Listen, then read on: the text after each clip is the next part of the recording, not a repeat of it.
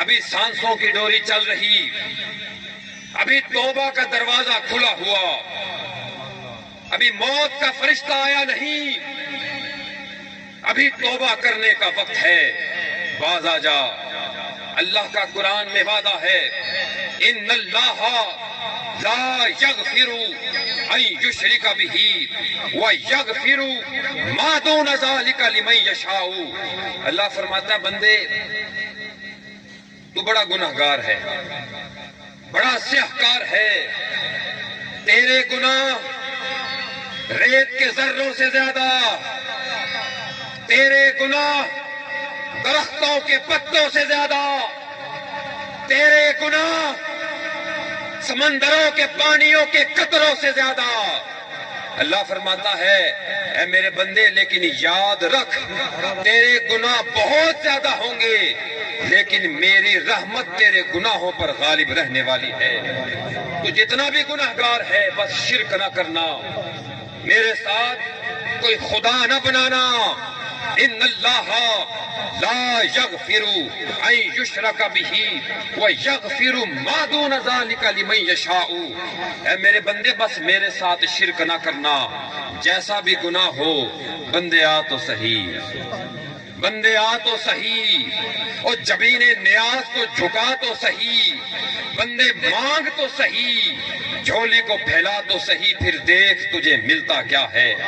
اللہ فرماتا ہے من تقرب الی شبرا تقربتہ ذراعا۔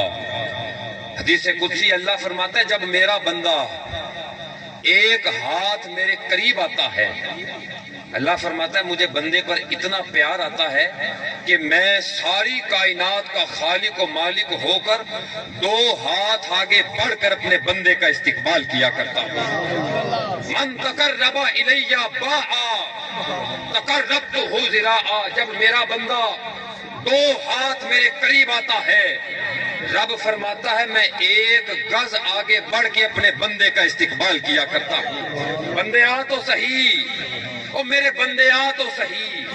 وَمَنْ آتَانِي يَمْشِي أَتَيْتُهُ هَرْوَلَةً۔ اللہ فرماتا ہے جب میرا بندہ آہستہ آہستہ چلتے ہوئے میرے قریب آتا ہے، بوجھل قدموں کے ساتھ ڈرتا ڈرتا میرے قریب آتا ہے، اللہ اللہ کرتا ہے، مجھے منانے کی کوشش کرتا ہے، أَتَيْتُهُ هَرْوَلَةً۔ رب فرماتا ہے کہ جب میرا بندہ میرے قریب آنے کی کوشش کرتا ہے، مجھے اپنے بندے پر اتنا پیار آتا ہے، بندہ تو آہستہ آہستہ چلتے ہوئے میرے قریب آتا ہے، رب فرماتا ہے میں رب کائنات ہو کر دوڑ لگا کر اپنے بندے کے قریب آ جایا کرتا ہوں۔ بندے تو آ تو صحیح۔ وَمَنْ آتَانِي هَرْوَلَةً اسْتَقْبَلْتُهُ۔ اللہ فرماتا ہے جب میرا بندہ بڑی تیزی کے ساتھ میرے قریب آتا ہے، دوڑ لگا کر میرے قریب آتا ہے، استقبلتہ۔ اللہ فرماتا ہے مجھے بندے پر اتنا پیار آتا ہے، اتنا پیار آتا ہے، رب فرماتا ہے ہوں تو رب، ہوں تو ساری کائنات کا خالق و مالک، لیکن جب میرا بندہ میرے قریب آتا ہے استقبلتہ۔ اللہ فرماتا ہے اپنے دونوں ہاتھوں کو کھول کر اپنے بندے کا استقبال کیا کرتا ہوں۔ بندے آ تو صحیح، اور میرے بندے آ تو صحیح، جبین نیاز کو جھکا تو صحیح۔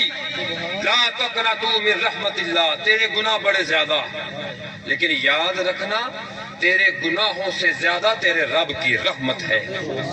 اپنے رب کی رحمت سے کبھی مایوس نہ ہونا۔ نبی کی بارگاہ میں ایک بوڑھے صحابی آ گئے، ضعیف العمر ہیں، عرض کرتے ہیں من یحاسبنا یوم القیامت یا رسول اللہ، اے اللہ کے نبی کل قیامت کے دن میرا حساب کون لے گا، میرے سے بعد پرس کون کرے گا؟ قال النبی اللہ، اللہ کے نبی نے فرمایا کل قیامت کے دن تیرا حساب خود اللہ لے گا۔ بات تو ڈرنے کی تھی، بات تو پریشان ہونے کی تھی، بات تو ڈر جانے کی تھی، لیکن عجیب معاملہ ہے، حضور کی یہ بات سن کر وہ حضور کا بوڑھا صحابی حضور کے سامنے ناچنے لگ جاتا ہے۔ صحابہ حیران و پریشان ہے کہ یار کیا معاملہ ہے، اللہ سے ڈرنا چاہیے، ان بطش ربک لشدید، تیرے رب کی پکڑ بڑی سخت ہے، اللہ سے ڈر جانا چاہیے۔ اور یہ اللہ کے متعلق جب پوچھا گیا اور جواب آیا تو خوش ہوتا ہے۔ اب وہ بوڑھا صحابی رب کی رحمت کا بتاتا ہے اور کہتا ہے یا رسول اللہ صلی اللہ علیہ وسلم، میں نے آپ سے سنا ان اللہ کریم، ان کے اللہ تو بڑا کرم کرنے والا ہے، اللہ بڑا کریم ہے۔ اور ہمارے ہاں یہ معروف بات ہے کہ جب کوئی کرم کرنے والا، ان الکریم اذا قدر عفا، جب کوئی کریم پکڑ لیا کرتا ہے تو شان کریمی یہ ہوتی ہے کہ وہ بندے کو معاف کر دیا کرتا ہے۔ کل قیامت کے دن اگر میرے رب نے مجھے پکڑ بھی لیا، رب کی شان یہ ہے کہ اس کی رحمت کا تقاضا یہ ہے کہ میرے جتنے بھی گناہ ہوں میرا رب ان کو معاف کر دیا کرے گا۔ بس یہ بات کرنی تھی۔ میرے آقا نے فرمایا قد وجد ربہ، اس بندے نے اپنے رب کو پہچان لیا۔ اے بندے آ جا، ابھی بھی وقت ہے، آ جا، اپنے رب سے ڈر جا، اپنے دل کے اندر رب کے خوف کو پیدا کر لے، ابھی بھی وقت ہے، ابھی تو زندہ ہے، ابھی تیری سانسوں کا تانتا ٹوٹا نہیں ہے۔ حضور نے فرمایا پرانے وقتوں میں ایک شخص تھا، جب مرنے کے قریب آیا اپنے سارے بیٹوں کو جمع کیا، صحیح حدیث ہے بخاری شریف کی۔ حضور نے فرمایا اس نے اپنے بیٹوں کو جمع کیا اور پوچھتا ہے کہ میرے بچوں تم نے مجھے کیسا پایا، میں کیسا باپ ہوں؟ تو ظاہر ہے اولاد اپنے ماں باپ کی تعریف کرتی ہے۔ تو انہوں نے کہا کہ ابا جی آپ بڑے اچھے ہیں، لیکن باپ حقیقت پسند تھا، وہ کہتا ہے کہ نہیں میرے بچے، میں نے ساری زندگی اللہ کے حکموں کی نافرمانی میں گزاری ہے، نہ نماز پڑھتا تھا، نہ روزے رکھتا تھا، صبح شام بد کرداری اور بے حیائی کی دلدل میں دھنسا ہوا، اللہ کے حکموں کی نافرمانی میں زندگی گزار بیٹھا۔ اے میرے بچوں، مجھے خوف آتا ہے کہ میرے مرنے کے بعد اگر میرے اللہ نے مجھے پکڑ لیا تو بڑا سخت عذاب دے گا۔ میں اللہ سے ڈر گیا۔ میرے بچوں ایسا کرنا کہ جب میں مر جاؤں تو میرے جسم کو زمین میں نہ دفنانا، میرے اس جسم کو آگ لگا دینا، جب راکھ بن جائے اس راکھ کو پیس دینا، کچھ راکھ کو ہواؤں میں اڑا دینا، کچھ راکھ کو زمین میں دفنا دینا، جو بچ جائے اس کو سمندروں میں بہا دینا۔ اگر میرے رب نے مجھے پکڑ لیا بڑا عذاب دینے والا ہے۔ ویسا ہوا، بندہ مر گیا، بچوں نے باپ کی وصیت کے مطابق باپ کے جسم کو آگ لگا دی، راکھ کو پیس کر ہوا میں اڑا دیا، زمین میں دفنا دیا، سمندروں میں بہا دیا۔ حضور نے فرمایا کہ اللہ نے ہواؤں کو حکم دیا فجمع جسدہ، ہواؤں نے اللہ کے حکم کے مطابق اس کے جسم کو اللہ کے سامنے لا کھڑا کیا۔ اللہ نے زمین کو حکم دیا، زمین نے اس کے جسم کو باہر اللہ کے سامنے لا کھڑا کیا۔ اللہ نے پانیوں کو حکم دیا، پانیوں نے اس کے جسم کو اللہ کے سامنے لا کھڑا کیا۔ فسأل اللہ تعالی لماذا فعلت ھذا، اللہ نے پوچھا اے میرے بندے اس شریعت کے اندر تو حکم یہ تھا کہ جسم کو زمین میں دفنانا ہے، تو نے آگ کیوں لگوائی، تو نے اپنے جسم کو کیوں جلوایا، کیوں ہواؤں میں اڑوایا، کیوں زمین میں دفنایا، کیوں پانیوں میں بہوایا؟ حضور نے فرمایا جب اللہ نے بندے کو اپنے سامنے کھڑا کر کے یہ پوچھا نا کہ اے میرے بندے تو نے یہ عمل کیوں کیا، فقال العبد اخافک یا اللہ، تو بندے نے ڈرتے ڈرتے کہا اے اللہ میں تجھ سے ڈر گیا تھا، اے اللہ میں تجھ سے ڈر گیا تھا، میرے دل میں تیرا خوف آ گیا تھا۔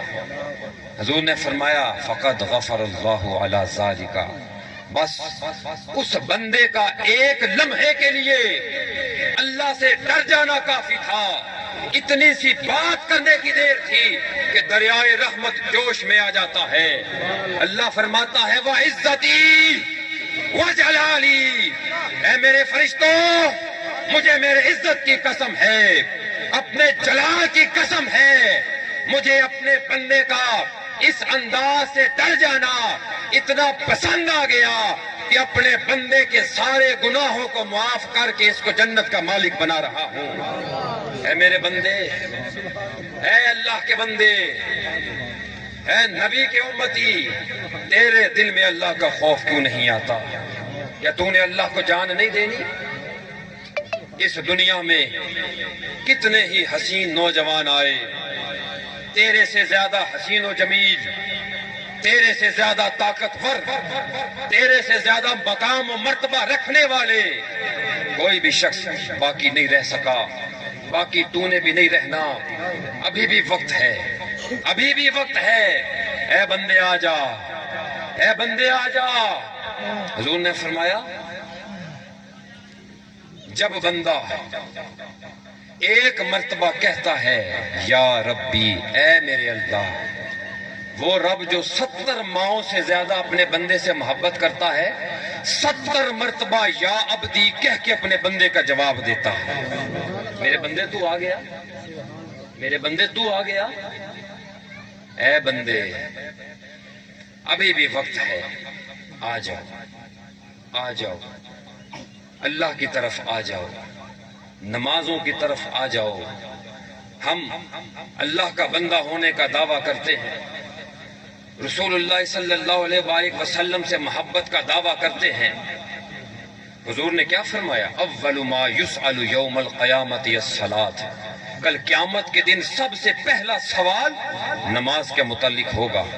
ہم اپنے گریبان میں جھانک کر دیکھیں ہم کتنے نماز کے پابند ہیں کہ ہم نے جان نہیں دینی؟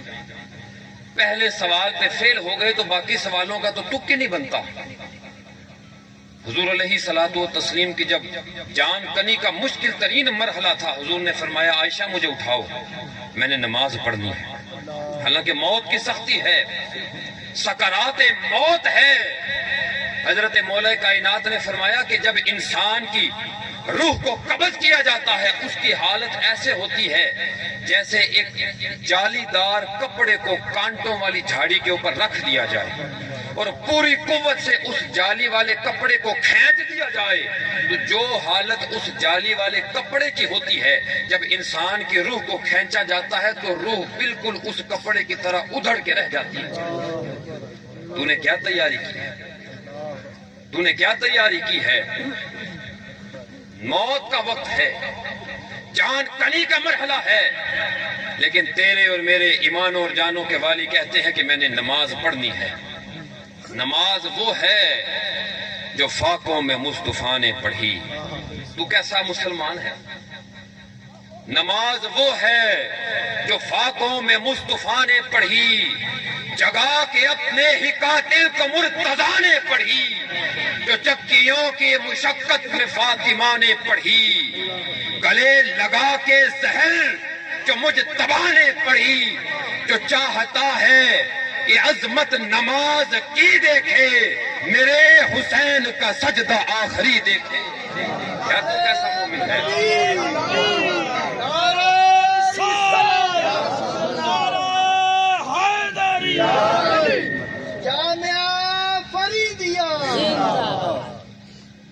میں پھر پوچھتا ہوں، یا تیری کیا تیاری ہے؟ تیری کیا تیاری ہے؟ تیرے رب نے تجھ سے پوچھ لیا۔ حضرت شیخ سعدی شیرازی رحمت اللہ تعالی علیہ آپ فرماتے کہ میں خانہ کعبہ کا طواف کر رہا تھا، ایک شخص بیت اللہ شریف میں داخل ہوا، مطاف میں آیا، اس کے چہرے پر نقاب تھا، چہرہ ڈھکا ہوا تھا۔ عرب کی تپتی صحرائی ریتیلی زمین پر کعبہ کے مطاف پر اپنی پیشانی کو ٹکا کر اللہ کے حضور سجدہ ریز ہو کر گریہ زاری کرتا ہے، رونا شروع کرتا ہے۔ شیخ سعدی فرماتے ہیں کہ اس قدر شدید روتا ہے، شدید گریہ زاری کرتا ہے کہ جو کعبہ کا طواف کر رہے تھے وہ لوگ اپنا طواف بھول کر اس کی جانب متوجہ ہو جاتے ہیں کہ یار یہ کیسا گناہ گار آدمی ہے۔ اس قدر شدید گریہ زاری، اس کا رونا دیکھ کر لوگوں کا اپنا کلیجہ منہ کو آنے لگتا ہے۔ لوگ اس کے قریب آتے ہیں اور سنتے ہیں کہ دعا کیا مانگ رہا۔ ایک ہی دعا لبوں پہ جاری ہے، کہتا ہے اے اللہ کل قیامت کے دن جب تو میرا حساب لینے کے لیے مجھے اٹھانا تو مجھے اندھا کر دینا، میری بینائی چھین لینا، میری نظروں کو چھین لینا، کہیں ایسا نہ ہو کہ کل جب میری بدعمالیوں کو کھولا جائے، میرے گناہوں کی گٹھڑی کو کھولا جائے اور اس جگہ سے آمنہ کے لال کا گزر ہو جائے۔ میرے حبیب جو ساری ساری رات میری خاطر غاروں میں بیٹھ کر رو رو کر دعائیں مانگا کرتے تھے، آمنہ کے لال نے فرمایا صحابہ اللہ نے ہر نبی کو ایک دعا دی ہے جسے اللہ رد نہیں فرماتا، اور ہر نبی نے وہ دعا مانگ لی ہے، اللہ نے قبول کر لی ہے، لیکن صحابہ میں نے وہ دعا نہیں مانگی، میں نے اس دعا کو محفوظ کر رکھا ہے۔ تو صحابہ نے پوچھا حضور آپ نے وہ دعا کو کیوں محفوظ کر رکھا؟ حضور نے فرمایا صحابہ میں نے اپنی اس دعا کو کل قیامت کے دن کے لیے محفوظ کر رکھا ہے، کل جب میری امت کے گناہگاروں کو عذاب جہنم دیا جا رہا ہوگا، اللہ کے حضور اپنے حق میں دعا نہیں مانگوں گا، اس امت کے گناہگاروں کو اس دعا کے ذریعے سے جہنم سے نکال کر جنت کا مالک بنواؤں گا۔ یار یہ تیرے نبی نے تیرے ساتھ وفائی کی۔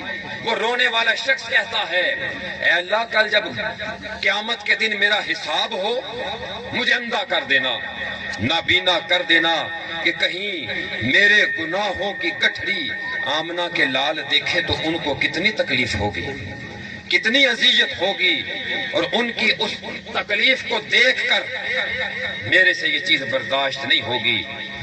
شیخ سعدی کہتے ہیں کہ وہ رونے والا شخص اپنا ذوق پورا کر کے رو رو کے جب مطاف سے باہر نکلا، اپنے چہرے سے نقاب کو ہٹایا تو پہلے تو وہ شخص رو رہا تھا، پھر جب نقاب کو ہٹایا لوگوں نے اس کے چہرے کی جانب دیکھا تو اب دیکھنے والوں کی چیخیں نکل جاتی ہیں۔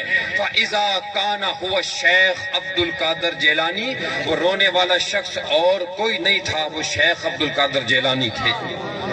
یہ اللہ کے ولیوں کا حال ہے، یہ اللہ کے ولیوں کا حال ہے۔ حضرت سدری سکتی رحمت اللہ تعالی علیہ اپنے بار بار نہ آئینے کو منگوا کر، شیشے کو منگوا کر اپنے سامنے کرتے، اپنے چہرے کو دیکھتے، تو مرید نے پوچھا آپ یہ کیوں کرتے ہیں؟ آپ نے فرمایا کہ میں اللہ کے ڈر کی وجہ سے کرتا ہوں، کہیں ہماری بدعمالیوں کی وجہ سے اللہ میرا چہرہ جہنمیوں والا نہ کر دے۔ یہ اللہ کے ولیوں کی سوچ ہے، اور تیرے دل کے اندر اللہ کا ذرا بھی ڈر نہیں۔ اِنَّ بَطْشَ رَبِّكَ لَشَدِيدٌ، اللہ فرماتا ہے میری پکڑ بڑی سخت ہے۔ ان عذابی لشدید، میرا عذاب بڑا سخت ہے۔ ایک مرتبہ حضرت جبریل امین حضور کی بارگاہ میں حاضر ہوئے تو حضور نے جبریل کے چہرے کو دیکھا تو جبریل کی ہوائیاں اڑی ہوئی تھی، چہرے کی رنگت بدلی ہوئی۔ حضور نے پوچھا جبریل تو پہلے بھی آتا ہے، سینکڑوں مرتبہ وحی لے کر آیا، لیکن آج تیرے آثار بدلے لگتے ہیں، کیا وجہ ہے؟ تو جبریل امین عرض کرتے ہیں کہ یا رسول اللہ صلی اللہ علیہ وسلم، آپ کے نور کے بعد میں وہ پہلی مخلوق ہوں جسے اللہ نے تخلیق فرمایا۔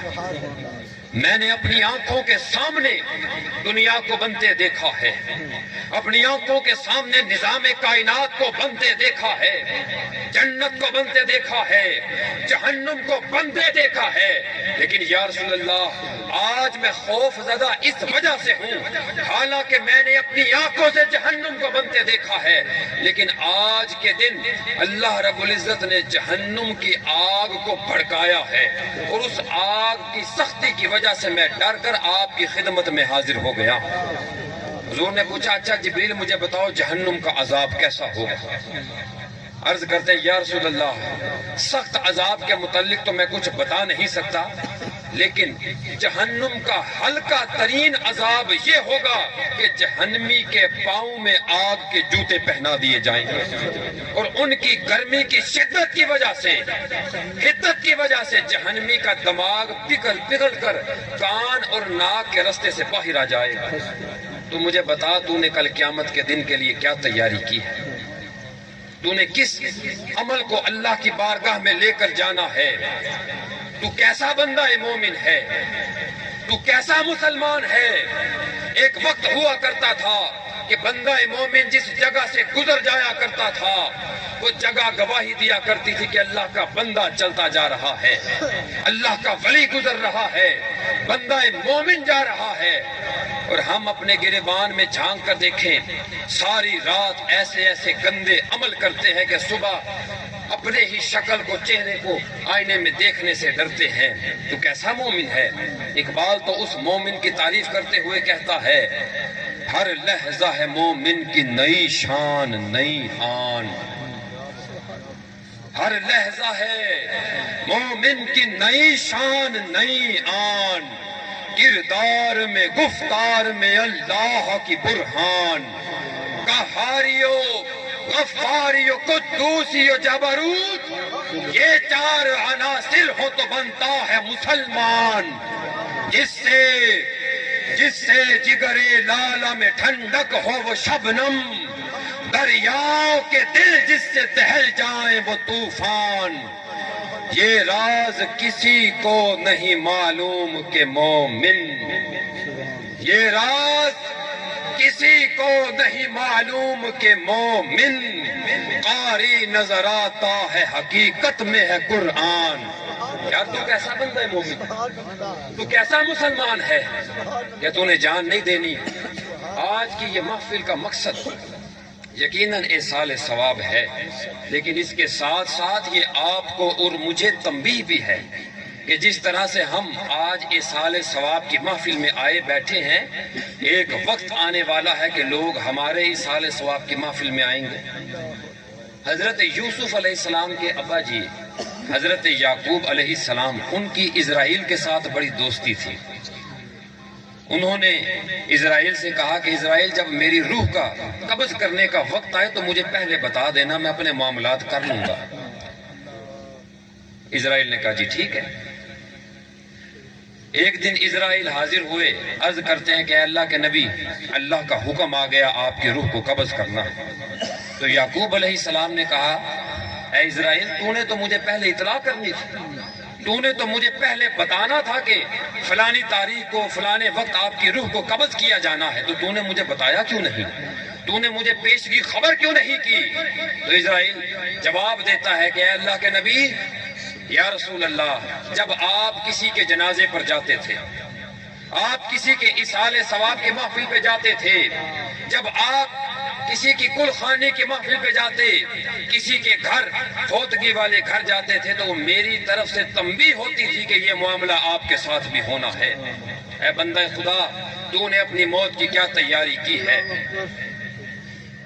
آج کی اس محفل کا مقصد بھی یہی ہے کہ آپ کے دل کے اندر اللہ کے خوف کو پیدا کیا جائے، آپ کے دل کے اندر یہ جو قیمتی رشتے ہیں، ان رشتوں کی محبت کو پیدا کیا جائے۔ حضور نے فرمایا صحابہ، اپنے ماں باپ کے ساتھ حسن سلوک کیا کرو،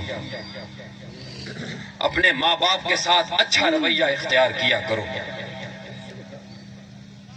ایک صحابی کھڑے ہوئے، اے اللہ کے نبی، میرے تو والدین فوت ہو گئے، میرے لیے کیا حکم ہے؟ حضور نے فرمایا ایسا کر، تو ان کی قبر پر چلا جا، ان کے لیے دعائے مغفرت کر دے، تیرا یہ دعائے مغفرت کر دینا اللہ رب العزت ان کو فائدہ پہنچائے گا۔ ایک صحابی کھڑے ہوئے، یا رسول اللہ صلی اللہ علیہ وبارک وسلم، مجھے تو پتہ ہی نہیں ہے کہ میرے ماں باپ کی قبر کہاں پر ہے، میں تو بچپن میں ماں باپ سے علیحدہ ہو گیا، میرے لیے کیا حکم ہے؟ میں ماں باپ کے ساتھ حسن سلوک کرنا چاہتا ہوں، میں کیا کروں؟ حضور نے فرمایا ایسا کر کے زمین پر 2 قطاریں بنا لے، اور فرض کر لے کہ ایک قطار تیرے باپ کی قبر ہے، اور فرض کر لے کہ دوسری قطار تیری ماں کی قبر ہے، وہاں پر بیٹھ کر اپنے ماں باپ کے لیے دعائے مغفرت کر دے، تیرے ماں باپ کی قبر دنیا میں جہاں کہیں بھی ہوگی، اللہ رب العزت اس کا اجر ان کو وہاں پر پہنچا دے گا۔ اچھا، جب حضور علیہ الصلوۃ والتسلیم صحابہ اکرام کو ماں باپ کے ساتھ حسن سلوک کرنے کی تلقین فرما رہے تھے، تو ہمارے آقا کو اپنے ماں باپ یاد آ گئے، حضور علیہ الصلوۃ والتسلیم کو اپنی اماں جی یاد آ گئے، بے ساختہ حضور کی آنکھوں سے آنسو بہنے لگے۔ اس قدر شدید گریہ زاری کی، شدید آہو فغاں کیا۔ حضرت ابو بکر صدیق گھٹنوں کے بل چلتے ہوئے حضور کی خدمت میں حاضر ہوتے ہیں، اپنے رخسار کو حضور کے قدموں سے لگا کر عرض کرتے ہیں، فدا کا امی و ابی یا رسول اللہ، اے اللہ کے نبی میرے ماں باپ آپ پر قربان، آپ اتنا کیوں روتے ہیں؟ کس بات نے آپ کو اتنا غم دیا؟ کس بات نے آپ کو اتنا دکھ دیا؟ حضور نے فرمایا، صحابہ جب تم مجھ سے اپنے ماں باپ کے متعلق سوال کر رہے تھے تو مجھے بھی میرے ماں باپ یاد آ گئے۔ میں بھی تمہاری طرح انسان ہوں، مجھے بھی تمہاری طرح خوشی اور غمی محسوس ہوتی ہے، میں بھی تمہاری طرح تکلیف محسوس کرتا ہوں۔ حضور نے فرمایا، ابھی میں دنیا میں نہیں آیا تھا کہ میرے اللہ نے میرے باپ کا سایہ میرے سر سے اٹھا دیا۔ میں نے اپنے باپ کو نہیں دیکھا، میں یتیمی کی حالت میں اس دنیا میں آیا تھا، 7 برس میری عمر تھی، اللہ نے میری ماں کی شفقت والا سایہ، رحمت والا سایہ میرے سر سے اٹھا لیا۔ حضور نے فرمایا، صحابہ ہر آدمی کے دل میں ایک خواہش ہوتی ہے، ایک طلب ہوتی ہے، ایک رزق ہوتی ہے جسے وہ پورا کرنا چاہتا ہے۔ صحابہ میرے سے پوچھو میرے دل کی خواہش کیا ہے، صحابہ مجھ سے پوچھو میرے دل کی تمنا آرزو کیا ہے، مجھ سے پوچھو، میں آخری نبی اللہ کا محبوب نبی ہوں، مجھ سے پوچھو میری تمنا آرزو کیا ہے، میں کیا چاہتا ہوں۔ صحابہ نے پوچھا، یا رسول اللہ ای شیء شئت، آپ کیا چاہتے ہیں؟ قال لحیاء امی، آمنہ کے لال نے فرمایا، صحابہ میری دلی خواہش یہ ہے، کاش کہ میری اماں زندہ ہوتی، کاش کہ میری ماں زندہ ہوتی، کاش کہ میری والدہ زندہ ہوتی۔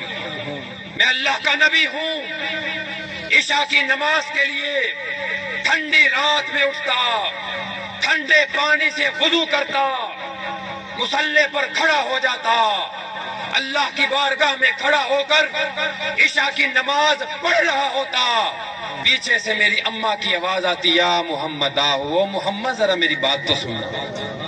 حضور نے فرمایا، صحابہ کاش کہ ایسا ہوتا، میں نماز پڑھ رہا ہوتا، میری ماں کی آواز آتی۔ آپ نے فرمایا، صحابہ مجھے قسم ہے اس ذات کی جس کے قبضہ قدرت میں مجھ محمد کی جان ہے، مجھے قسم ہے اس ذات کی جس کے قبضہ قدرت میں مجھ محمد کی جان ہے۔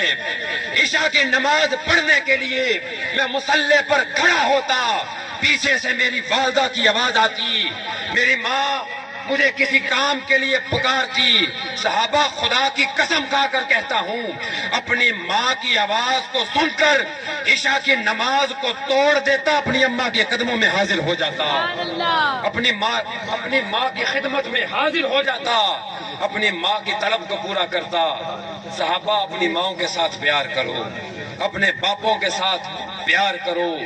دنیا میں ہر رشتہ مل جاتا ہے، ہر رشتہ مل جاتا ہے، لیکن ماں باپ کا وہ رشتہ ہے جو کبھی نہیں ملتا۔ اپنے دل کے اندر ایک آخری بات کر کے بس اجازت چاہوں گا۔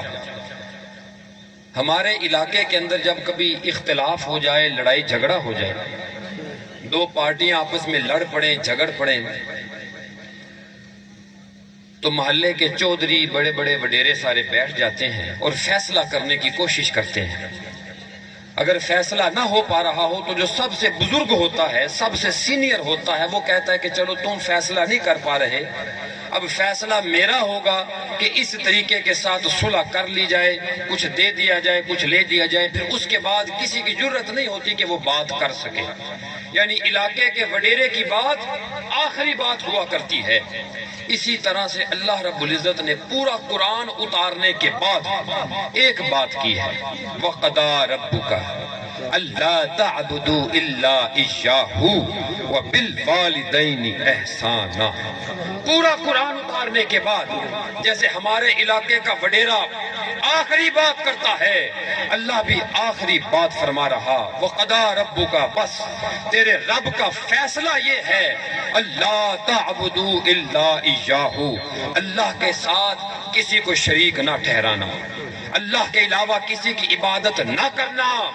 اور دوسری بات جو اللہ فرماتا ہے وَبِالْوَالِدَيْنِ إِحْسَانًا، نماز پیچھے ہے، روزہ پیچھے ہے، حج زکاتیں پیچھے ہیں، صدقات و خیرات پیچھے ہیں۔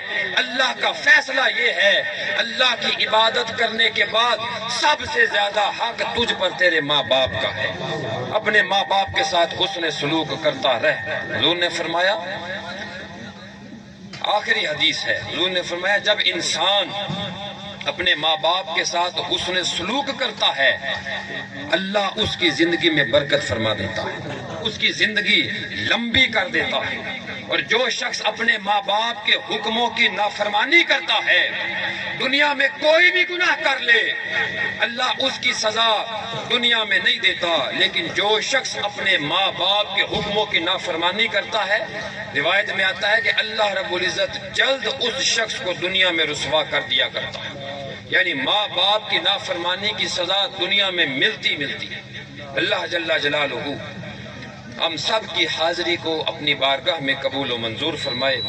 ہمارا یہاں پر آنا، یہاں بیٹھنا، ذکر خیر کرنا، دین کی باتیں کرنا اپنی بارگاہ میں قبول و منظور فرمائے۔ خصوص بالخصوص اماں جی مرحومہ مغفورہ رحمت اللہ تعالی علیہا، آپ کے حق میں ہماری اس اصال ثواب کی محفل کو قبول فرمائے۔ وآخر دعوانا ان الحمد للہ رب العالمین۔